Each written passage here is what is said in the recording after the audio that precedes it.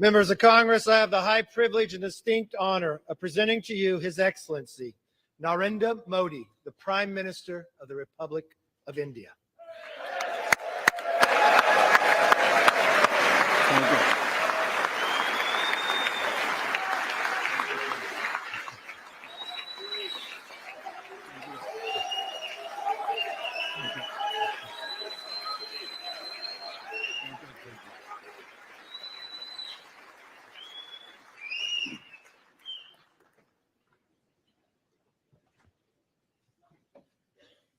Mr. Speaker, Madam Vice President, distinguished members of the US Congress, ladies and gentlemen, Namaskar.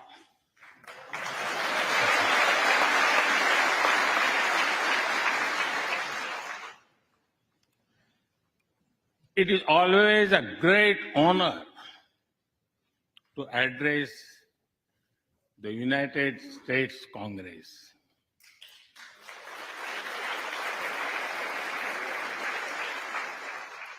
It is an exceptional privilege to do so twice.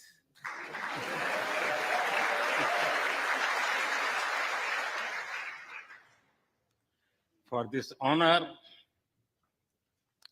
I extend my deepest gratitude on behalf of the 1.4 billion people of India.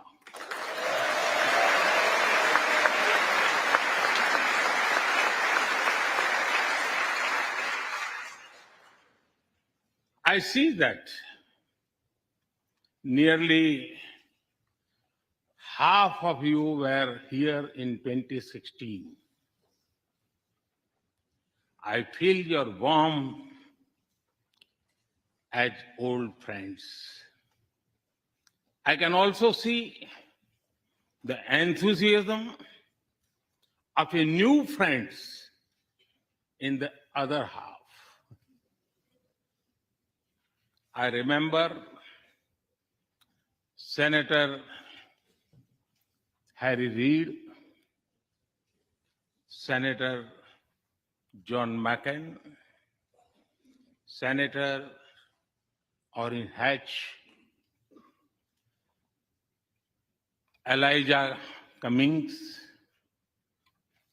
Elsie Hastings, and others who I met here in 2016 and who are sadly no longer with us.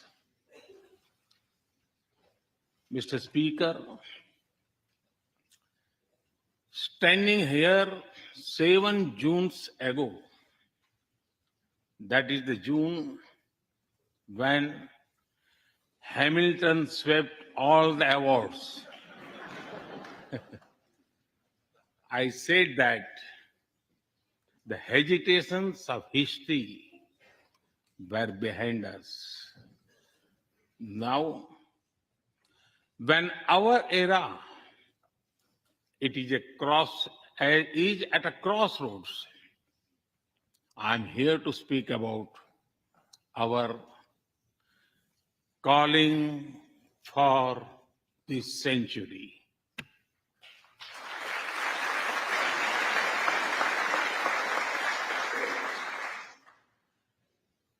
Through the long and widening road that we have traveled, we have met the test of friendship.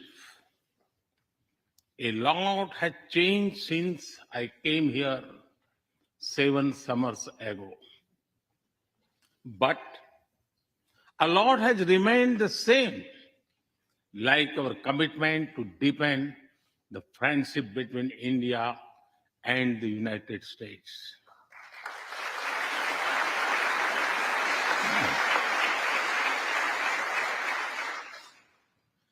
In the past few years, there have been many advances in AI, artificial intelligence. At the same time, there have been even more momentous development in another AI, America and India.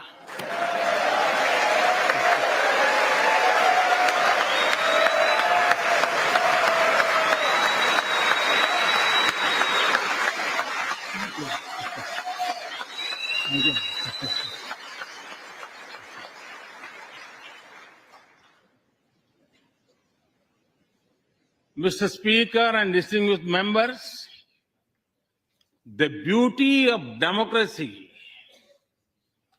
is the constant connect with the people, to listen to them and feel their pulse. And I know this takes a lot of time, energy, effort, and travel. It is a Thursday afternoon,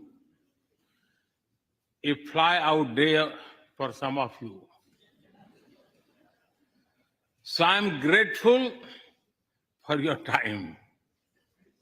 I also know how busy you have been this last month.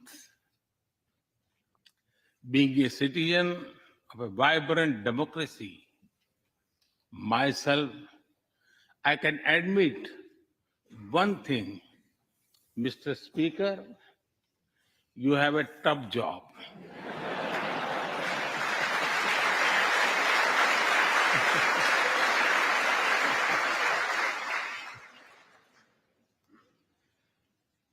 I can relate to the battles of patience, persuasion, and policy.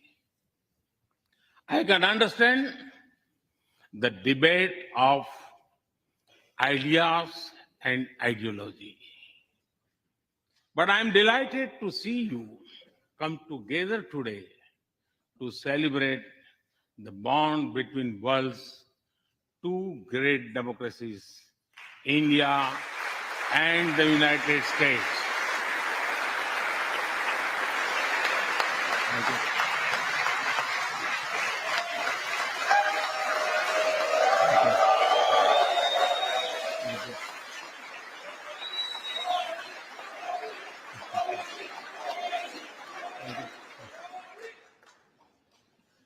I'm happy to help out.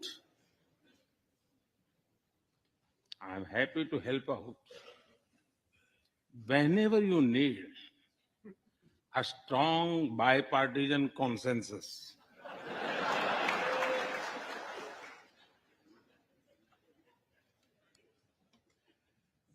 There will be and there must be a contest of ideas at home. But we must also come together as one when we speak for our nation.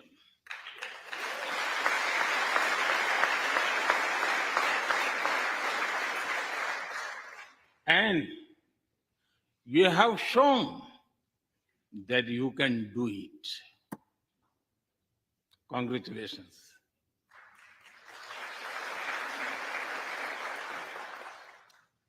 Mr. Speaker,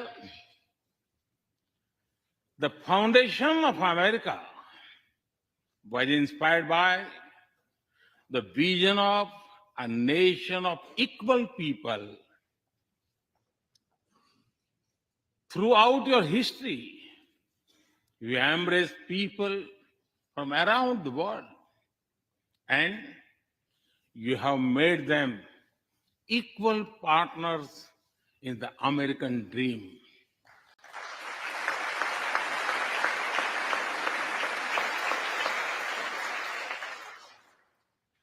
There are millions here who have roots in India. Some of them sit proudly in this chamber.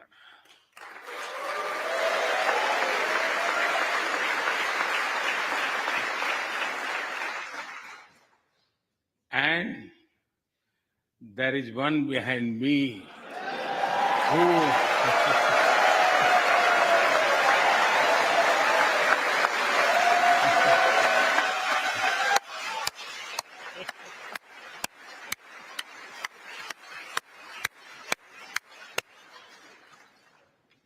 had made history.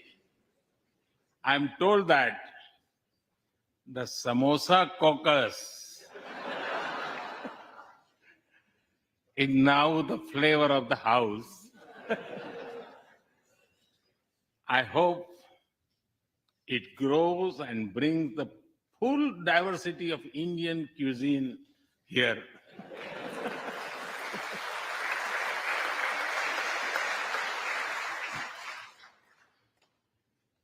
Over 2 centuries, we have inspired each other through the lives of great Americans and Indians. We pay tribute to Mahatma Gandhi and Martin Luther King Jr.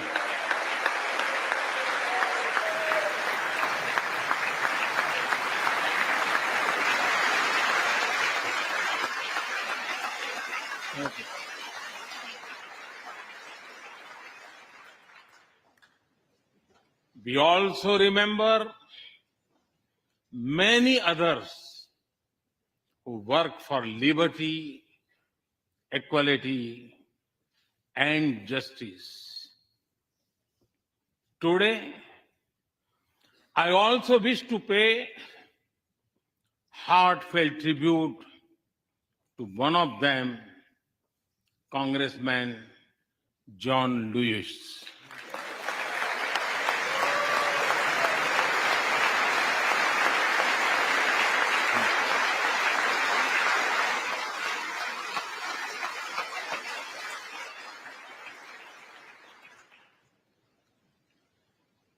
Mr. Speaker, democracy is one of our sacred and shared values. It has evolved over a long time and taken various forms of systems.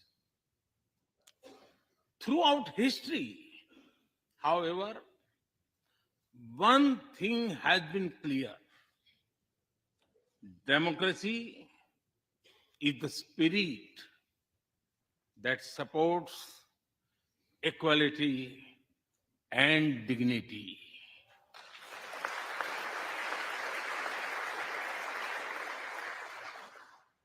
Democracy is the idea that welcomes debate and discourse.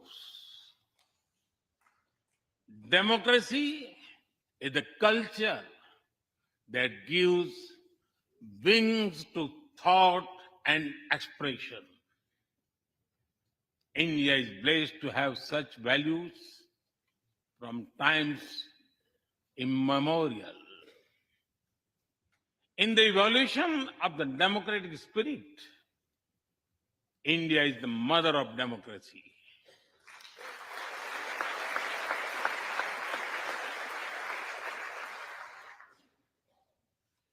Millennia ago, our oldest scripture says, Ekam Sat Vipra Bahudha Vadanti. It means the truth is one, but the wise express it in a different ways. Now, the US is the oldest and India the largest democracy. Our partnership augurs well for the future of democracy.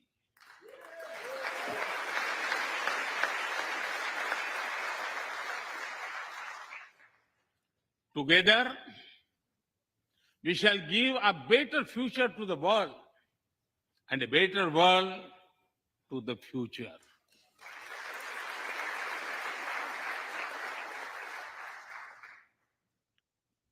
Mr. Speaker, last year, India celebrated 75 years of its independence. Every milestone is important, but this one was a special. We celebrated a remarkable journey of over 75 years of freedom after 1,000 years of foreign rule in one form or another.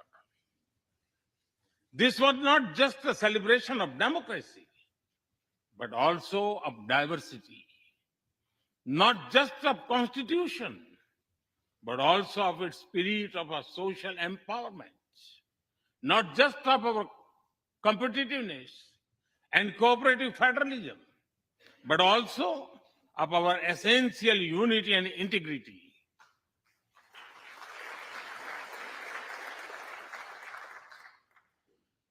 We have over 2,500 political parties.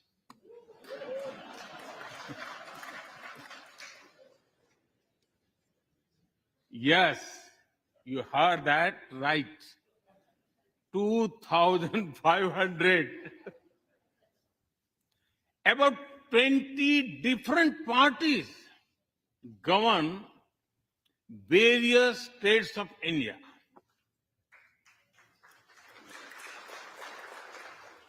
We have 22 official languages and thousands of dialects, and yet we speak in one voice.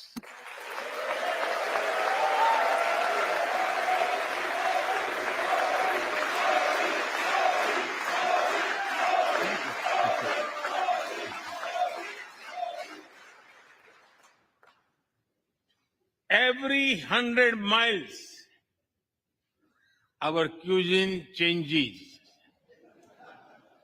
from dosa to aloo paratha, and from Sikhan to Sandesh. We enjoy all of this. We are home to all faiths in the world, and we celebrate all of them.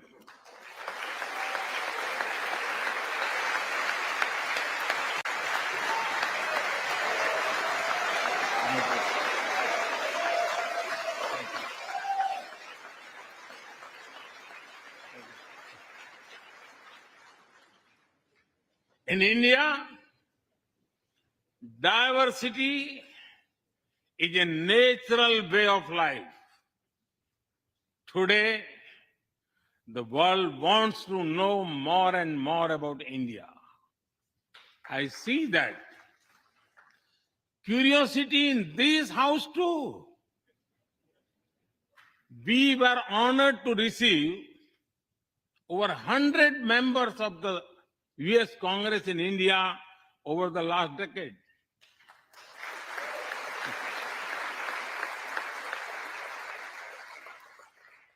Everyone wants to understand India's development, democracy, and diversity. Everyone wants to know what India is doing right and how. Among close friends, I'm happy to share the same. Mr. Speaker, when I first visited the US as a Prime Minister, India was the 10th largest economy in the world. 10th. Today, India is the 5th largest economy.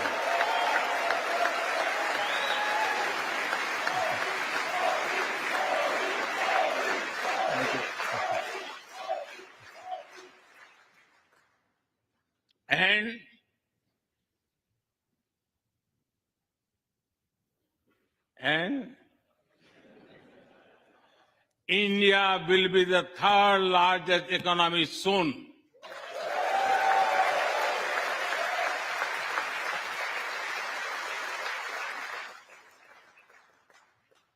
We are not only growing bigger, but we are also growing faster. When India grows, the whole world grows.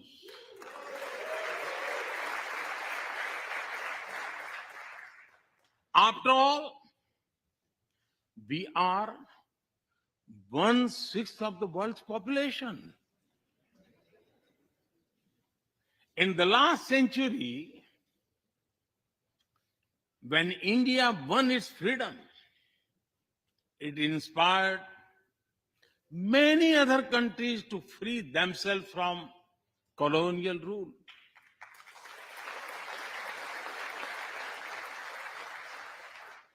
In this century, when India sets benchmark in growth, it will inspire many other countries to do the same.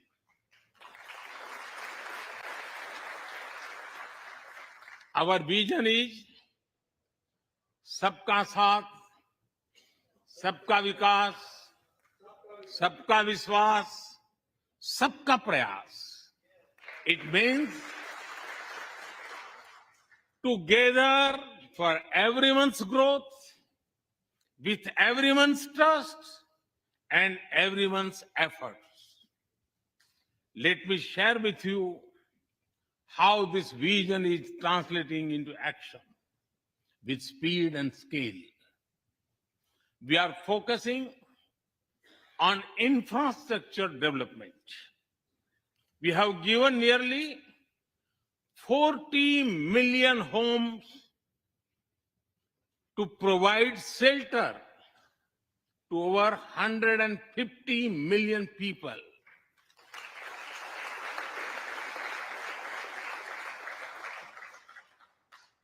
That is nearly 6 times the population of Australia.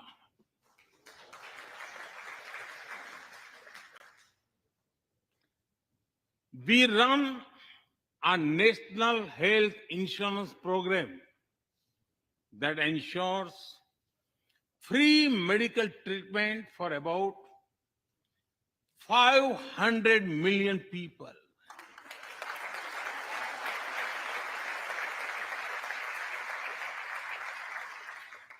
$500 million people, that is greater than the population of South America.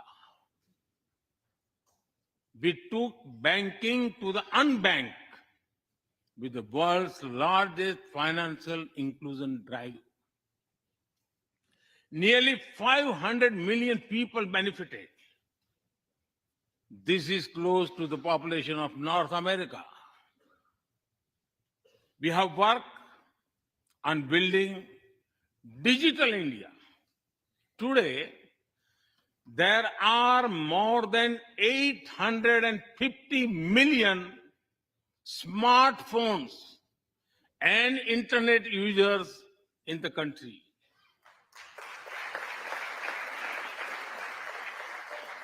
This is more than the population of Europe. We protected our people with 2.2 billion doses of made in India COVID vaccines.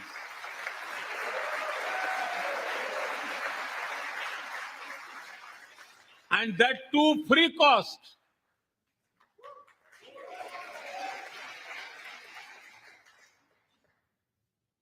I may be running out of continent soon, so I will stop here.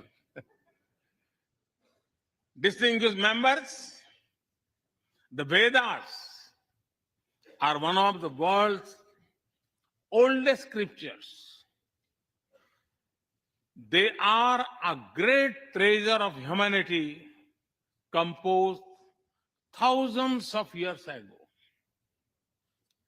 Back then, women sages composed many verses in these Vedas. And today, in modern India, women are leading us to a better future.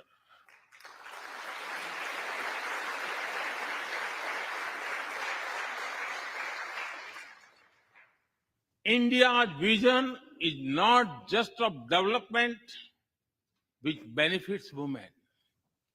It is of women-led development where women lead the journey of progress.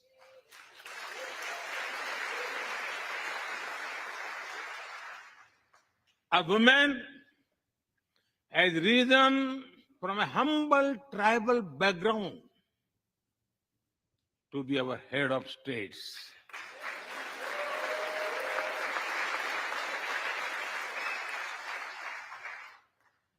Nearly 1.5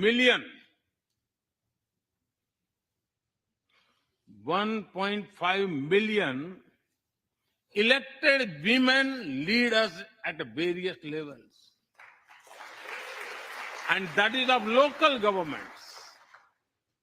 Today, women serve our country in the army, navy, and air force. India also has the highest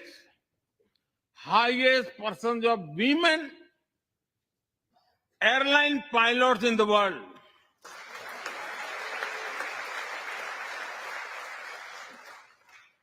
And they have also put us on Mars by leading our Mars mission.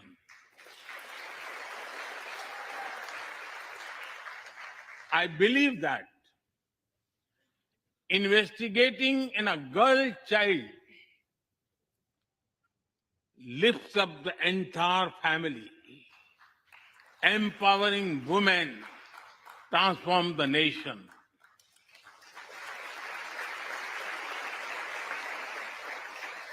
Mr. Speaker, India is an ancient nation with a youthful population. India is known for its traditions, but the younger generation is also making a hub of technology, be it creative reels on Insta or real-time payments.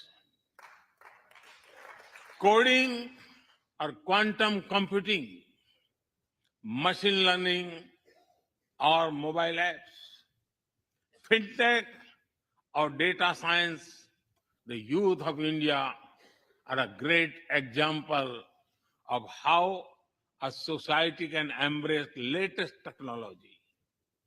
In India, technology is not about innovation, but also about inclusion. Today, digital performance are empowering the rights and dignity of people while protecting privacy. In the last 9 years, over 1 billion people got a unique digital biometric identity connected with their bank accounts and mobile phones. This digital public infrastructure helps us reach citizens within seconds with financial assistance. 850 million people receive direct benefit financial transfers into their accounts. 3 times a year, over 100 million farmers receive assistance in their bank accounts at the click of a button. The value of such transfer has crossed $320 billion. And we have saved over $25 billion in the process. If you visit India, you will see everyone is using phones for payments, including street vendors. Last year, out of every 100 real-time digital payments in the world, 46 happened in India.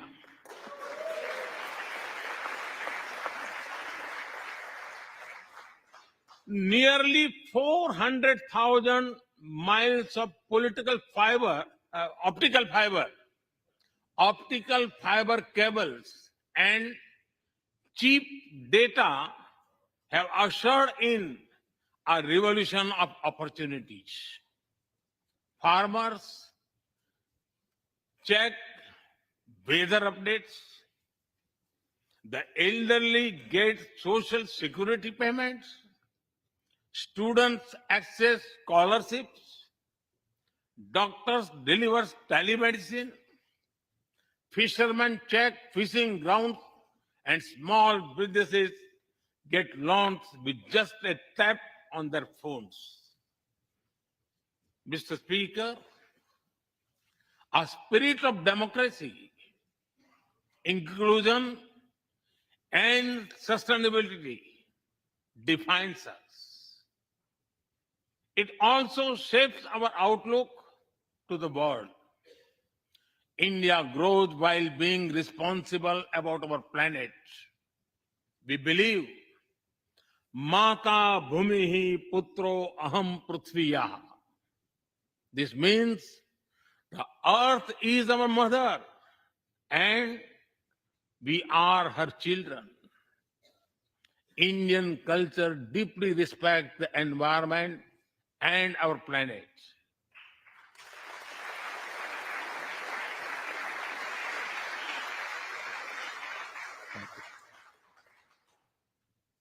While becoming the fastest growing economy,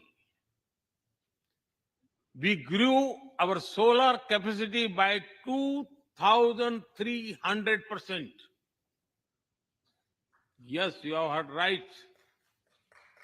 2,300%.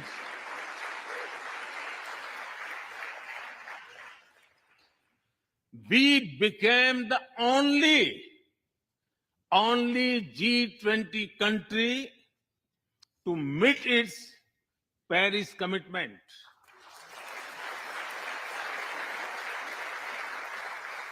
We made renewables account for over 40% of our energy sources, 9 years ahead of the target of 2030. But we did not stop there. At the Glasgow summit, I proposed Mission Life, lifestyle for environment. This is a way to make sustainability a true people's movement. To live it, to be the job of governments alone. By being mindful in making choices, every individual can make a positive impact. Making sustainability a mass movement, we help the world reach the net zero target faster. Our vision is pro-planet progress. Our vision is pro-planet prosperity. Our vision is pro-planet people.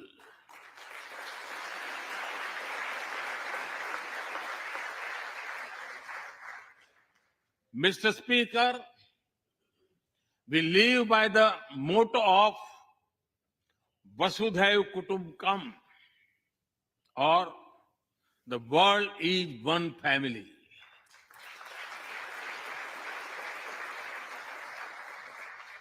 Our engagement with the world is for everyone's benefit. The one sun, one world, one grid seek to join us. All is connecting the world with clean energy.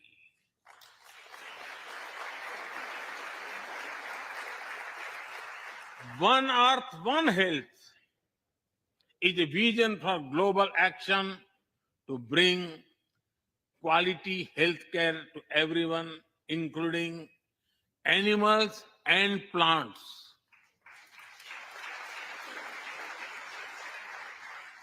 The same spirit is also seen in the theme when we chair the G20, One Earth, One Family, One Future. We advance the spirit of unity through yoga as well. Just yesterday, the whole world came together to celebrate the International Day of Yoga.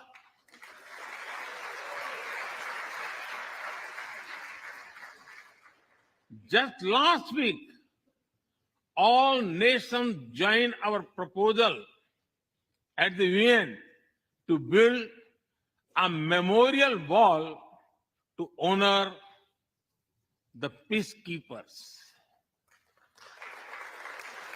And this year, the whole world is celebrating the International Year of Millets to promote sustainable agriculture and nutrition alike.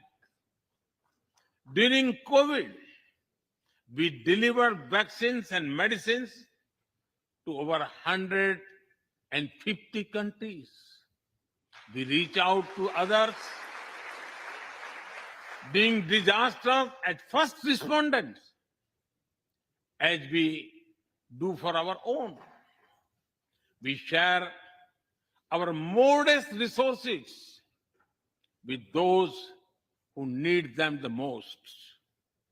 We build capabilities, not dependencies.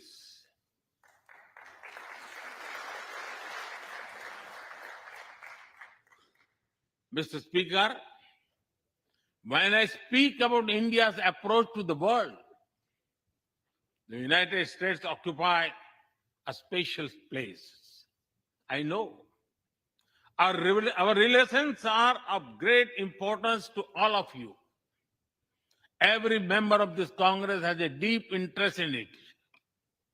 When defense and aerospace in India grow, industries in the state of Washington, Arizona, Georgia, Alabama, South Carolina, and Pennsylvania thrive.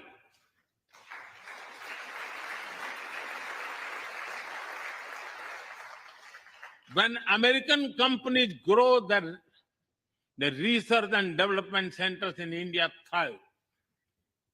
When Indians fly more, a single order for aircrafts creates more than 1 million jobs in 44 states in America.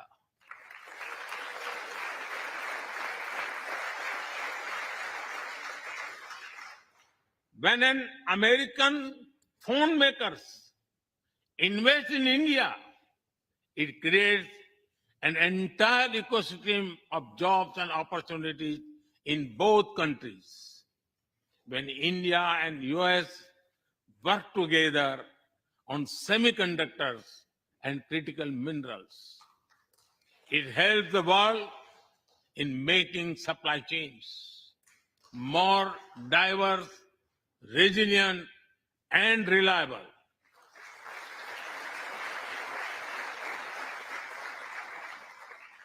Indeed, Mr. Speaker, we were strangers in defense cooperation at the turn of century. Now, the United States has become one of our most important defense partners.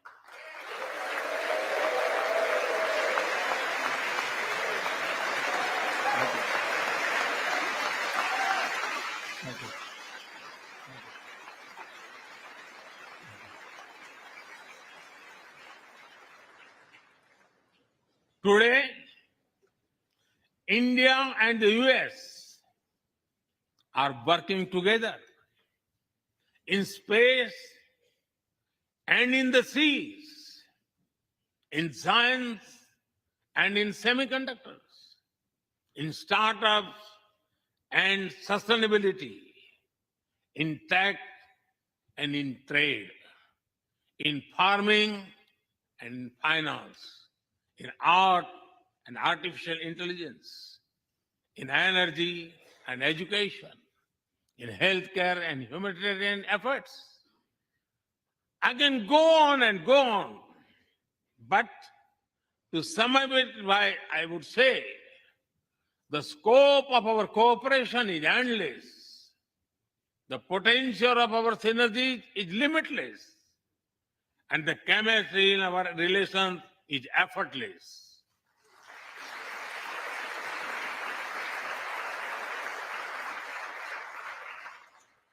In all this, Indian Americans have played a big role.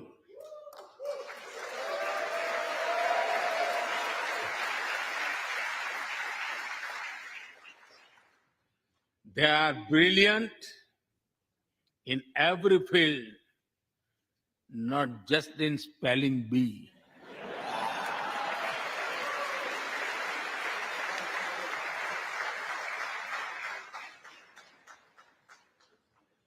With their hearts and minds,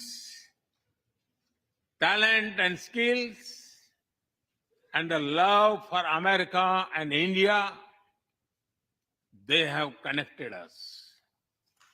They have unlocked doors. They have shown the potential of our partnership. Mr. Speaker, distinguished members, every Indian Prime Minister and American President of the past has taken our relationship further. But our generation has to honor of taking it greater heights.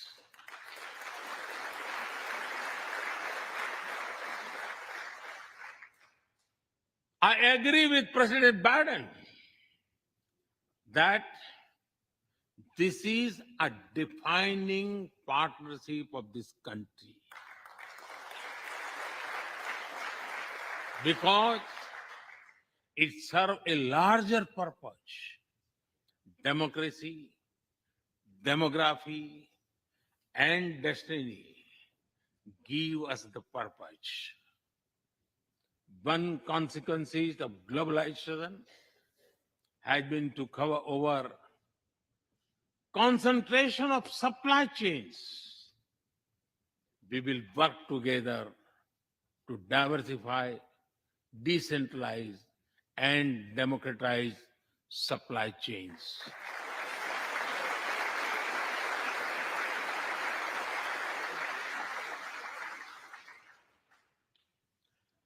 Technology will determine the security, prosperity, and leadership in the 21st century. That is why our two countries established a new initiative for critical and emerging technologies. Our knowledge partnership will serve humanity and seek solutions to the global challenges of climate change, hunger, and health. Mr. Speaker and distinguished members, the last few years have seen deeply disruptive developments. With the Ukraine conflict, war has returned to Europe. It is causing great pain in the region. Since it involves major powers, the outcomes are severe. Countries of the global south have been particularly affected. The global order is based on the respect for the principle of the UN Charter, peaceful resolution of disputes, and respect for sovereignty and territorial integrity.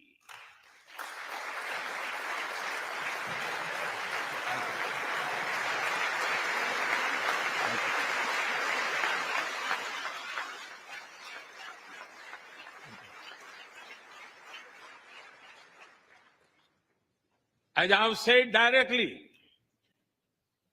and publicly, this is not an era of war.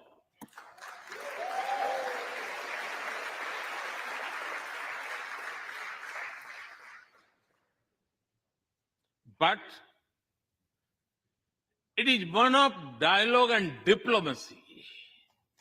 And we all must do what we can to stop the bloodshed and human suffering.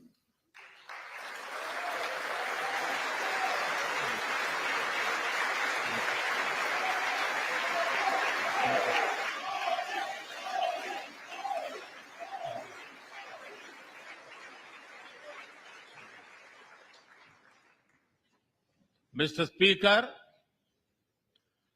the dark clouds of coercion and confrontation are casting their shadow in the Indo-Pacific. The stability of the region has become one of the central concerns of our partnership. We share a vision of a free, open, and inclusive Indo-Pacific.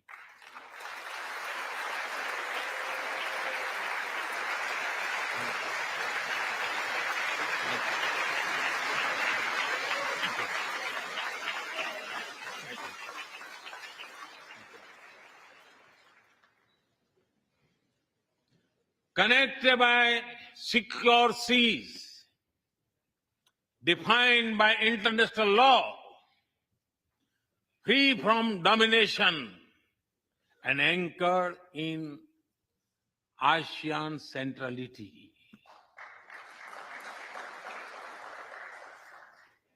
A region where all nations, small and large, are free and fearless in their choices, where progress is not suffocated by an impossible burdens of debt.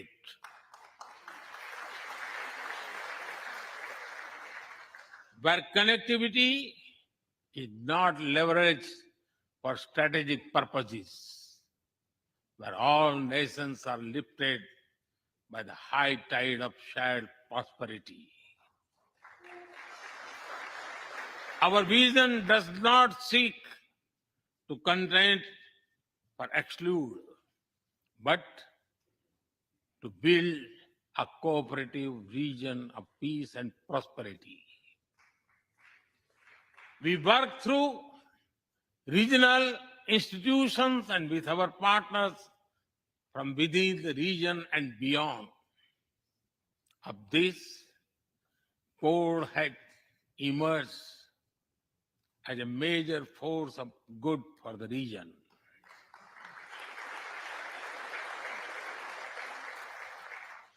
Mr. Speaker, more than 2 decades after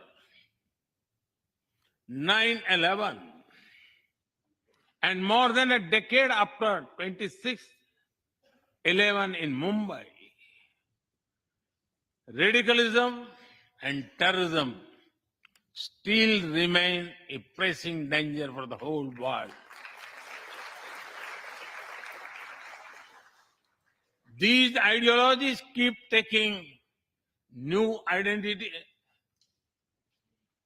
and forms, but their intentions are the same. Terrorism is an enemy of humanity, and there can be no ifs and buts in dealing with it.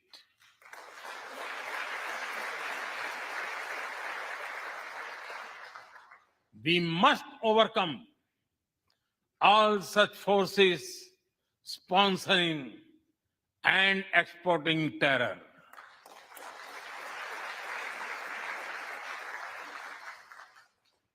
Mr. Speaker, COVID-19's biggest impact was the human loss and suffering it caused. I wish to remember Congressman Ron Wright and the staff members who lost their lives to COVID. As we emerge out of the pandemic, we must give shape to a new world order. Consideration, care, and concern are the need of the hour. Giving a voice to the global south is the way forward. That is why I firmly believe that the African Union be given full membership of G20.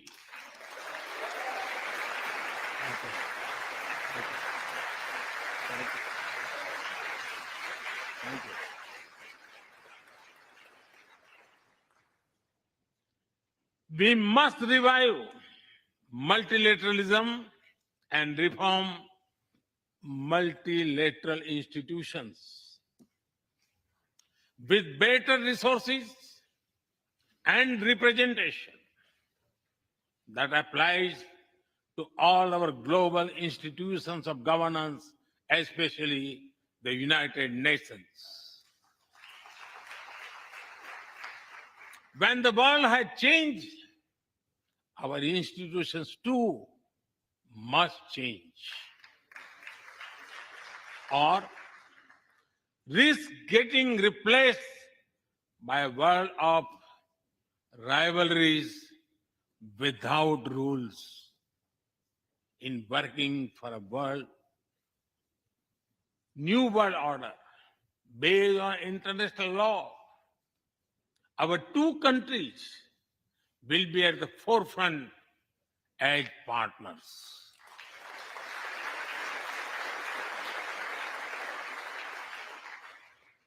Mr. Speaker and distinguished members, today we stand at a new dawn in our relationship that will not only shape the destiny of our two nations, but also that of the world. As the young American poet Amanda Gorman has expressed, when day comes, we step out of the shade, aflame and unafraid. The new dawn blooms as we free it. For there is always light if only we are brave enough to see it.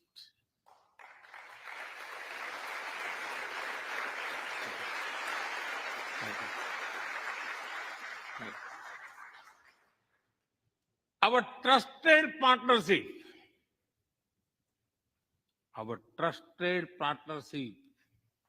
is like the sun in this new dawn that will spread light all around.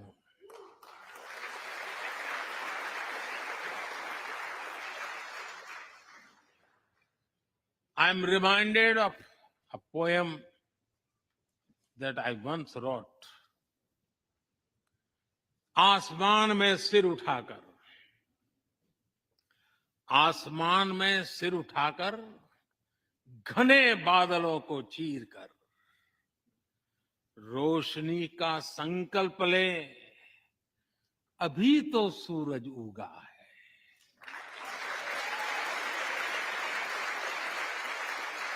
अभी तो सूरज उगा है. दृढ़ निश्चय के साथ चलकर, दृढ़ निश्चय के साथ चलकर, हर मुश्किल को पार कर, घोर अंधेरे को मिटाते, घोर अंधेरे को मिटाने अभी तो सूरज उगा है.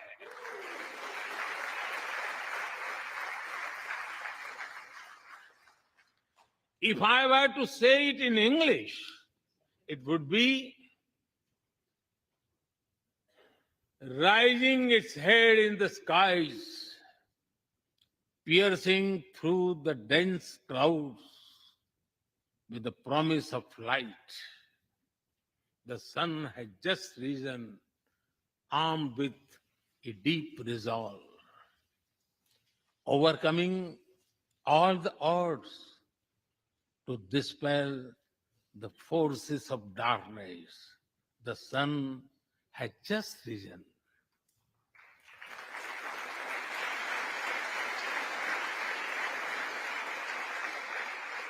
Mr. Speaker and distinguished members, we come from different circumstances and history, but we are united by a common vision and by a common destiny.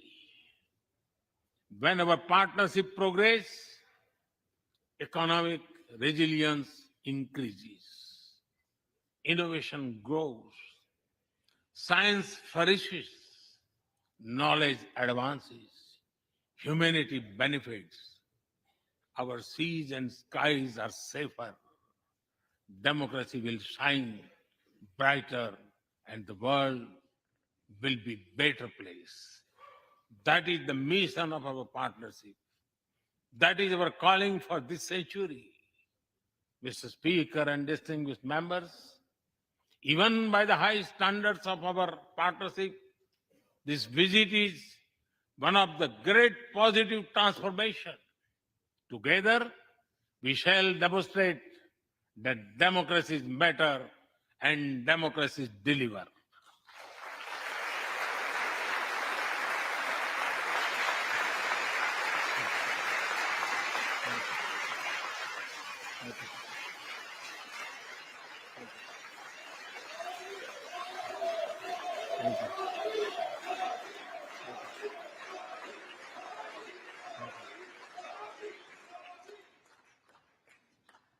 I count on your continued support to the India-US partnership. When I was here in 2016, I said that our relationship is prime for a momentous future. That future is today.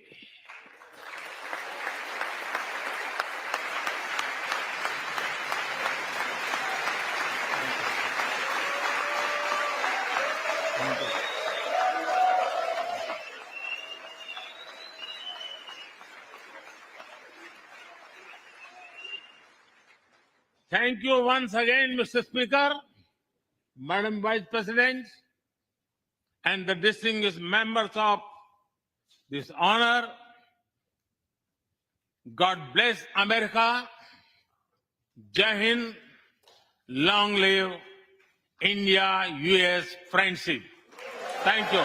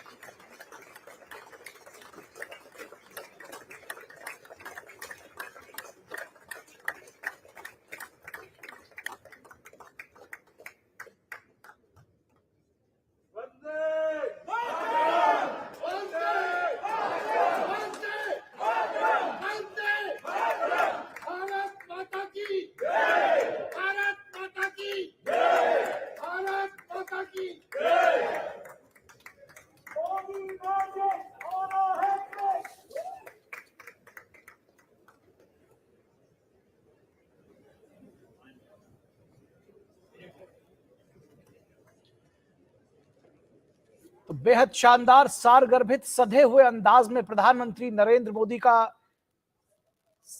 भाषण अमेरिकी संसद के दोनों सदनों के संयुक्त सत्र को संबोधित किया। प्रधानमंत्री नरेंद्र मोदी ने ऐतिहासिक क्षण है और इस समय कुछ जो सीनेटर्स हैं, जो कांग्रेसमैन हैं, वो प्रधानमंत्री से ऑटोग्राफ भी लेते हुए, जिस तरह से प्रधानमंत्री का स्वागत किया गया, जिस तरह से उनका इस्तकबाल किया गया, वो अभूतपूर्व है। प्रधानमंत्री नरेंद्र मोदी का मोदी मोदी के नारों के साथ स्वागत किया गया अमेरिका के सदन में। ये देखना हर एक भारतीय के लिए गौरव का क्षण है और अभूतपूर्व है। देखिए, प्रधानमंत्री अमेरिकी सांसदों से घिरे हुए हैं और कुछ लोगों को ऑटोग्राफ भी देते हुए।